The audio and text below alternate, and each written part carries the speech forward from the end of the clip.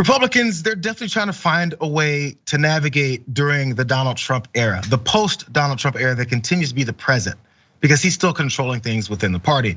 Now, enter Tim Scott, Senator Tim Scott from South Carolina, and he was asked by Maria Bartiromo about his future, potentially in politics, and what he might want to do when it comes to another potential President Trump. President Trump called Mitch McConnell a disaster. How are you navigating this?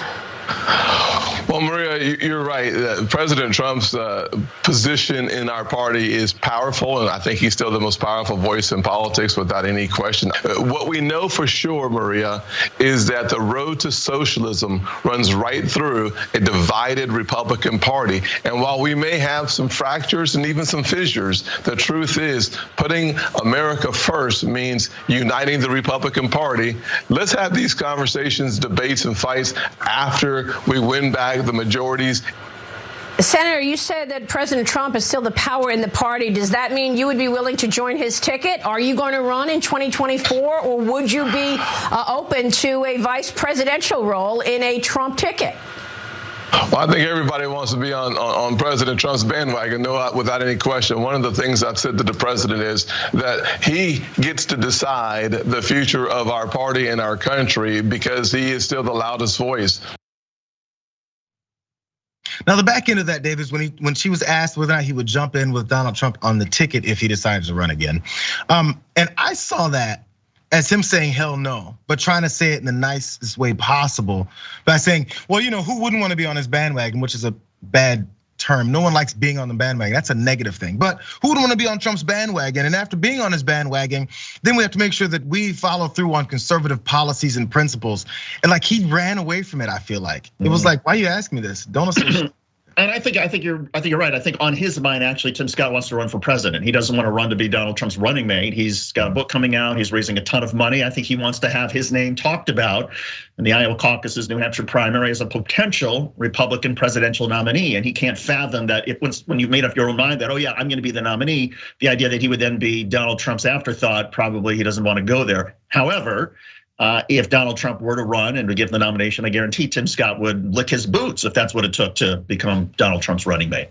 But that's the thing. See, this is after seeing all. I wonder if which Republican is going to finally. There's been others, but they end up leaving and quitting and all that stuff. But which one of them are going to finally look up and realize and go? Anybody who is given total loyalty to this guy doesn't get any of it in return, and in fact gets negativity back once they do the one thing that he doesn't like, which is anything that doesn't supply him with more praise and more chances to run away from his legal responsibilities. Once that happens, you're done. You're like, who's heard of Jeff Sessions since? What about Mike Pence? Remember what they said to him? Watch this.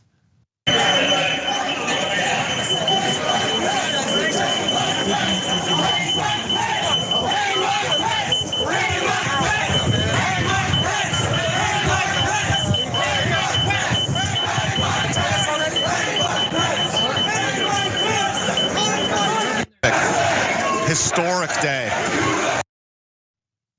Mike Pence was the standard establishment guy that was supposed to give some legitimacy to Trump, while he's the crazy one to give them both sides of it. And maybe it was a smart thing to do, but what Trump didn't ever have any thought process in was continuing to let him be that guy. They needed him to be the sycophant, the one who cleans up after him. And as you point out, before I let you get your other point in here, David, as you point out, Tim Scott, he's raised a lot of money, $7 million just last quarter, as this pointed out from the Washington Post, for something which should by all accounts be a pretty sleepy re-election race for his actual seat as senator. So he's also doing something a lot of presidential candidates also do before running, and release a book, as you said, David. So this guy is, it looks like he's gearing up, but I didn't see that coming.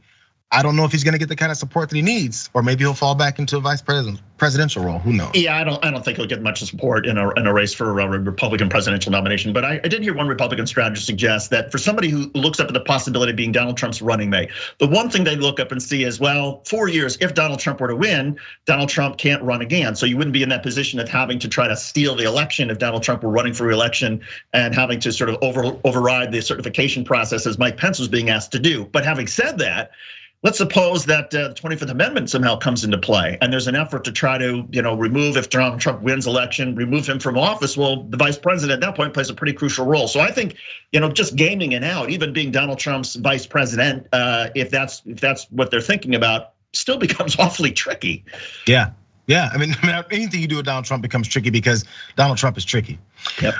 Let's go to this break, you guys, because I want to hear what you guys have to say about these first few stories. And also, when we do come back, we've got some Marjorie Taylor Greene for you. For some reason, she just can't figure it out. She can't figure it out. Everyone treats her like she's crazy. We'll be back.